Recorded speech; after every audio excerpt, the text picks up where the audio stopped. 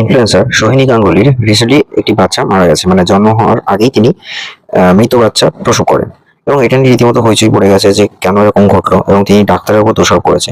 Exactly কি ঘটেছিল না, তিনি কিন্তু সোশ্যাল মিডিয়াতে বড়ই অ্যাক্টিভ এবং ডাক্তারের উপর ব্লেম দিল। কাণ্ড কিন্তু অনেক কিছু ঘটেছে, সেটাকে জানাটা দরকার। তিনি জাস্ট রথের টাইমে, তার 7 মাস প্রেগনেন্সি টাইমে তিনি একটা পেটের মধ্যে একটা জগন্নাথ থেকে ভাইরাল হয়ে গেছিলেন। সেই সময় অনেকে বলেছিল যে মানুষ আর কত কি করবে শুধুমাত্র ভাইরাল হওয়ার জন্য, ফেমাস হওয়ার জন্য। সোহিনী গাঙ্গুলি বাচ্চাটি মারা গেছে। কি করে মারা গেছে? সম্পূর্ণ দায় গিয়ে পড়েছে ডাক্তারের উপর। অথচ সেই ডাক্তার সকাল থেকে বলেছে ইউএসজি করতে। সেই ইউএসজি তে বাইরে থেকে ইউএসজি করে দেখা গেছিল যে সেই বাচ্চাটির কার্ডিয়াক কোনো মুভমেন্ট পাওয়া যাচ্ছে না, কোনো রেসপন্স পাওয়া যাচ্ছে না। তারপর পেটে ব্যথা হওয়াতে তিনি তাকে নিজের হসপিটালে ভর্তি হতে বলেন। হসপিটালে ভর্তি হওয়ার পর আবার ইউএসজি তে দেখা যায় কোনো মুভমেন্ট নেই। তখন তিনি বুঝে গেছিলেন যে বাচ্চাটি আর বেঁচে নেই, সেটা বলেও ছিলেন। কিন্তু পরবর্তী সময় আরো ব্যথা বাড়তে তখন সেটা সিজারিয়ান করে বাচ্চাটিকে বের করে দেওয়া হয়। সম্ভবত বাচ্চাটি আইবিএফ।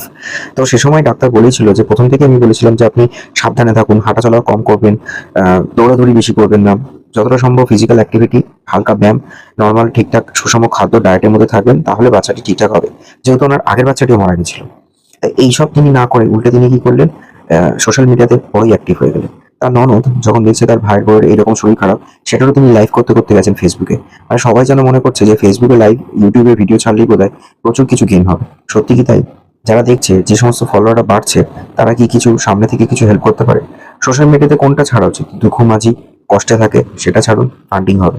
অস্মিকা রোগ হয়েছে, এসএমএ তে ফান্ডিং হবে, বেঁচে যাবে। এগুলো সোশ্যাল মিডিয়াতে ছাড়ুন।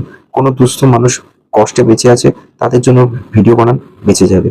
নচেত আপনি কোন অবস্থায় রয়েছেন, ভালো করছেন খারাপ করছেন, তাদের সমালোচনা বা ঈর্ষার নজরে এসে লাভ কি হয়? সমস্ত কন্টেন্ট বা ইনফরমেশন সোশ্যাল মিডিয়াতে দিয়ে আমি বুঝে পাই না। সোশ্যাল মিডিয়া করে আজকে সোহিনী গাঙ্গুলি যে তার বাচ্চাটিকে হারালো, কি হবে এগুলো এত মানে ভাইরাল হয়ে পেটের মধ্যে